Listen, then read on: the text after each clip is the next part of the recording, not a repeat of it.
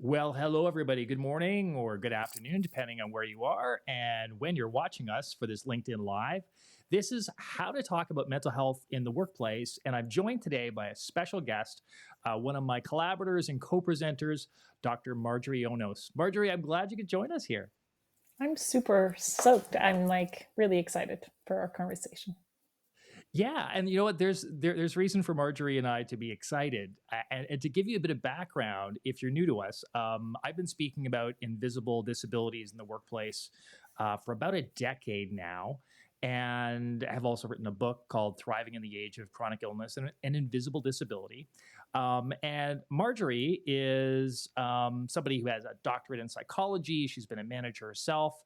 She also has a great TED talk on parenting with a disability. You're going to want to check that out. And between the two of us, we've been talking about how to communicate about mental health in the workplace. And a few months ago, we were hired by a large Canadian corporation to do a virtual event about this very topic about how do managers talk about this, because often we don't have this sort of training, or certainly haven't in the past. So they gave us 30 very difficult questions. Marjorie and I answered them, and during the course of the session we picked, I think, like the top 10 or 15. And how did you find that experience, Marjorie?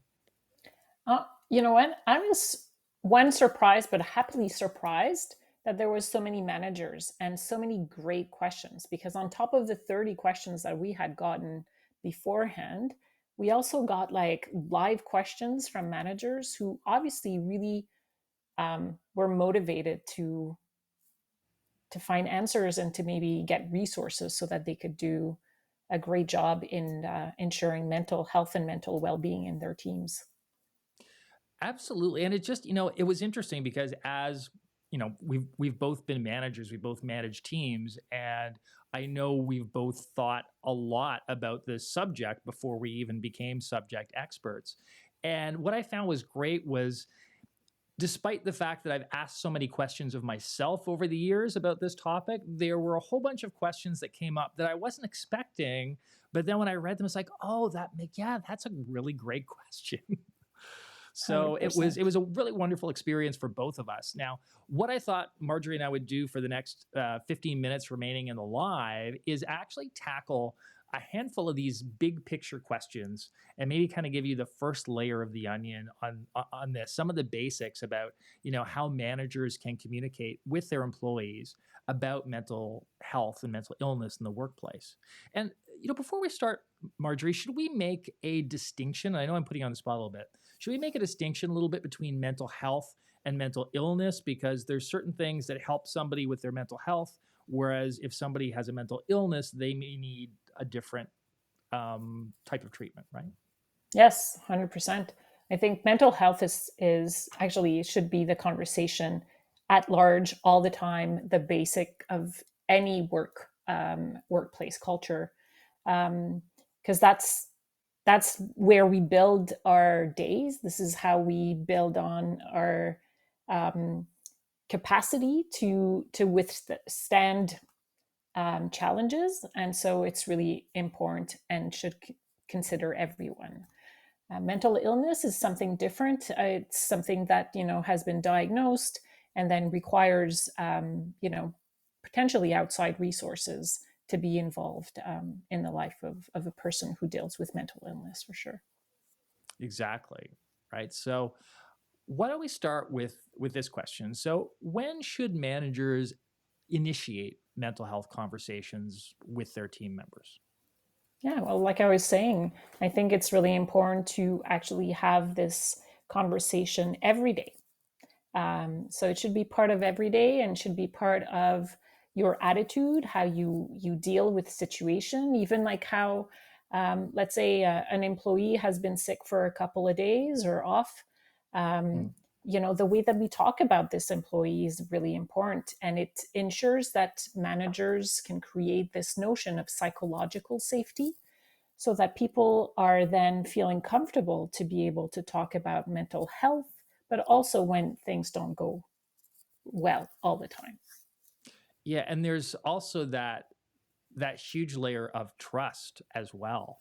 And this can get really tricky sometimes because, mental health issues, much like, invisible disabilities, sometimes they're not always evident. So you may have somebody who's struggling, somebody who may want to come forward, and they're having a conversation with their manager. The manager is not aware of this. Maybe it's even a casual conversation at the water cooler, and they let slip, some either jokes or complaints about mental health or mental illness, or how they view, oh, somebody must be lazy or faking, or, we've all heard certain managers have those type of conversations, and they can really be a killer when it comes to communication, because if people get the sense that you're not going to be open and supportive, they're just not going to want to talk about it. Exactly. Yeah. And I also think, having been a manager myself, and I used to manage when I was in television, I was managing offices all across Canada. So that was, a lot of remote work before remote work kind of became the thing. And one of the things that I really tried to do that I thought was important was really develop a relationship as much as I could with all the members of the team, even the remote ones. Because once you get to know your team members, then it allows you to see when things start to go off the rails, right? You recognize Yeah. behavior that's not typical for them. And that certainly is a sign that you might want to start to have conversations with them. So, I so agree with that. That was my style of managing as well. I knew people, I knew a bit about their lives, and it was really about getting to know the person. Because what happens is that, um, when someone starts not going well, you'll see mhm, changes. You'll see changes in maybe their motivation to work, maybe in their performance, the amount of work, or the way they collaborate with others. And so, if you don't know them, it's hard to be able to notice that difference. And so, it's really important to sort of know a little bit about everyone we work with to be able to notice those changes. exactly. I remember when I was doing some mentoring for some other managers, I said, sometimes a little bit of investment in one area saves you a lot of time and effort in the other. And that extra time in getting to know your employees, even when things are really busy, will certainly pay off in the long run. So that's hugely Exactly. important. So then the question becomes, if you know your employees and you see something is off, what are some of the questions that you should ask to a team member that you may suspect is having a mental health issue? Yeah, well, I think the first thing, it's important to have confidentiality sometimes with those conversations, and so to speak with the employee privately, or take him, on the side and sort of have Mhm. those conversations is important. And then it's about just asking, how are they doing? Telling them that you've noticed those changes, um, and that you're here to support. And then you see, I mean, it has to be also sort of from the employee standpoint. Sometimes employees don't want to talk about it. Maybe it's not the right time. Maybe it's not the right place for them, and that's okay. It needs to be. We need to be respectful of that. But if they're not willing or capable of talking about it with you, then it's about sort of having a conversation on, do you know the resources? Because most companies nowadays have resources external from the organization that employees can access. And so that's important to have that conversation with that employee for sure. So we're talking about things like employee assistance That's right. plans and access to mental health providers and that sort of thing, right? Exactly. Yeah. And of course, I Yeah. mean, as a manager, like you could also, if you see that that's needed, you could also sort of take some task away. But that again has to be sort of like a collaboration with the employee, Mhm. because you don't want the employee to sort of feel bad or guilty or shame. And so it's important that whatever the course of action is discussed with them.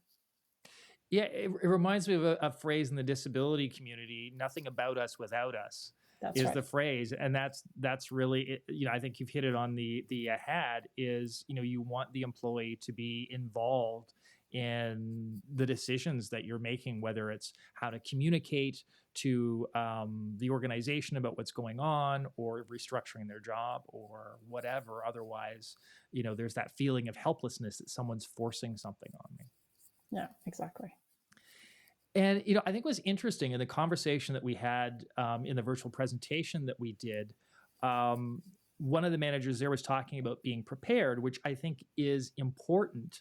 Having had those conversations, kind of knowing at least where you're going to start the conversation, which, as you said, is usually around, talking about some of the issues that you've noticed, things that are observable, and then offering to give that help and support if needed.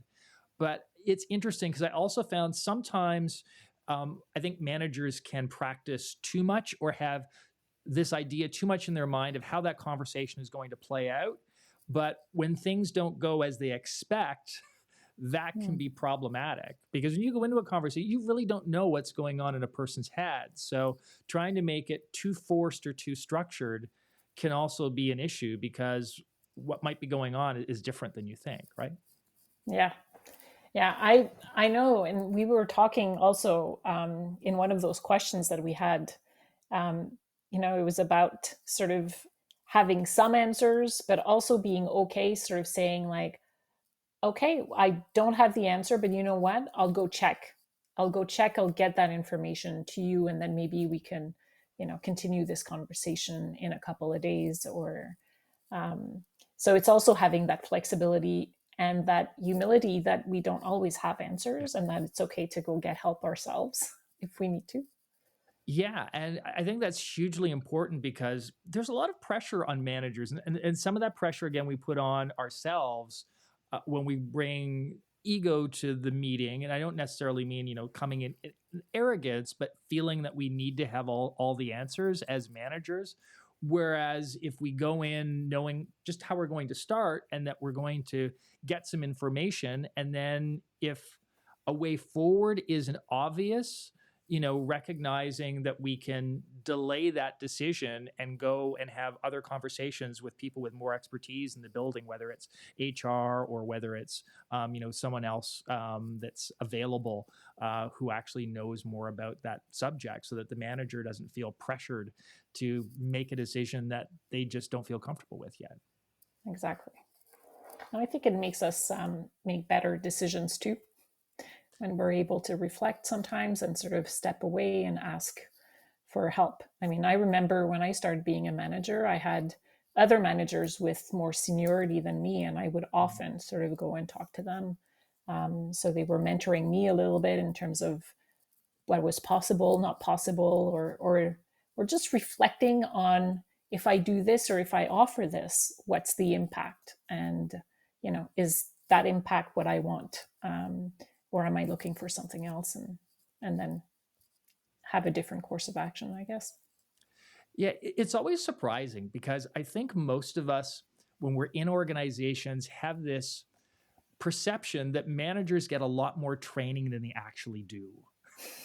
And for those of us who've been in organizations, or who've trained managers in organizations, we realize that most managers don't really get that much training. Plus, there's so many things that go into management training, and HR and mental health, and all of these other things are just, there's just no way you can learn all of that stuff and know all of the resources, especially if it's your first couple of years on the job, right? That happened to me all the time when I was a manager. Is I'd come to sort of a conclusion, and then I'd talk to another senior manager, go, oh no, well, we have these resources over here, or there's this thing over here that we normally do. I say, oh, I had no idea that even existed. So yeah, I think that's really important. um, and then there's the issue of emotion, which a lot of people obviously really dislike. We generally don't, you know, we don't prefer to have emotional conversations. But, when it comes to things like mental health or other invisible disabilities, when an employee has one of these types of issues, it's kind of inherently emotional, right? Because we're dealing with, it's not just a business problem, they're dealing with something personal, something that has to do with their lives. And it's really challenging sometimes for managers to deal with that emotion. And one of the things that they do is to be, very cool and collected and unemotional at all. And when I had an invisible disability, if I encountered managers like that who were normally friendly to me and suddenly they're really very, very cool and standoffish, my emotional level would go higher because I'm thinking, okay, are they upset at me? Because there's obviously this difference, and I think, am I going to be fired? So I think acknowledging that emotion the person's going through is one thing, but I know you also have some great thoughts on what happens from the manager's point of view in terms of the managers potentially getting triggered by conversations too. Yeah, exactly. I think managers are human beings. They also deal with things in their own personal lives that could sort of be triggered when we have those conversations. If you have an employee that sort of discloses, yes, my partner has cancer, and you just lost your partner from cancer, Mm. it might sort of trigger something in you, and so it's important to be able to also acknowledge that, or at least be mindful that could have an impact in how you react, and that it's important maybe not to disclose everything that you've gone through, but to say to the employee, look, like, this is a very sensitive subject for me.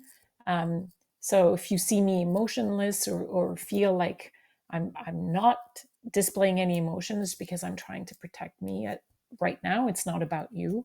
And so it's having those conversations, being authentic, I guess, Yeah. and and okay with naming them, even though you're not disclosing everything, because you don't want to sort of spill everything onto the employee. That's not the point. But it's just for them to understand the context. And one of the things I'm loving about this conversation is it's really talking about bringing the humanity, the human part back to managing, because so much of management and management theory has gotten more abstract and is more around technology and managing processes, where managing people is a very different thing, and it really requires you to bring your whole human self and not just your intellect and ego to the problem, right? Yes. That's, I think, is the first lesson I learned when I was sort of catapulted into management. Um, it was not just sort of adding the task of checking, for their paycheck or whatnot. It was a lot more conversations and being human, like you said. So yes, 100%.